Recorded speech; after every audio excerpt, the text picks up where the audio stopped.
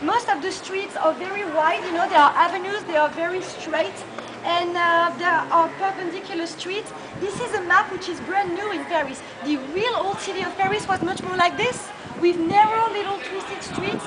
The map was extremely confusing and the circulation, the traffic was awful. But this is what it really was, you know, so it's interesting that you can see that. It's only on the city island and a few other places that you can still see the medieval town of Paris. There is another hint which is quite interesting. There is a dove here and there is one other on the door. Do you see it? Yeah. So the thing is, in the Middle Ages, most people could neither read nor write. So instead of having signs, like here, saying that this is the Dove Street, Rue de la Colombe means Dove Street, we had doves, you know, and everybody could understand.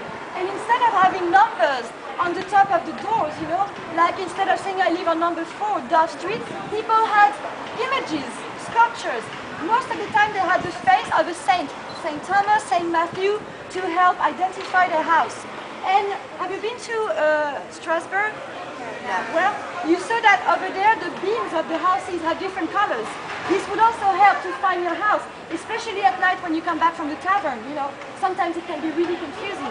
And if you ever go to England or Ireland, you will see that all the houses are exactly the same and the doors have different colors. So this is what helps people identifying. So you might see a few things like that also on the city island. And as for the street, you have cobblestones here.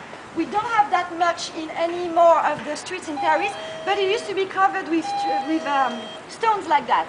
The problem with that was that every time there was a riot, and believe me, there were often riots against the government, whichever it was, well, the people would take the pebbles from the street and throw them on the police officers and on the Republican Guard. So it got really, really dangerous, which made that in the end they wanted to replace it by something. So first they put some macadam in the 19th century. Macadam was a mixture of sand and gravel. Problem is that whenever it was raining, it was full of mud, and when it was not raining, the carriages passing on the street would rise a lot of dust in the head of people. So this wasn't a good solution. So they put back the cobblestones until we invented the concrete. So that is sort of new as well. So now let's get to the Hunchback of Notre Dame. Want to see the Hunchback? Yeah. Well, I want more enthusiasm. Want to see the Hunchback? Yeah. Great.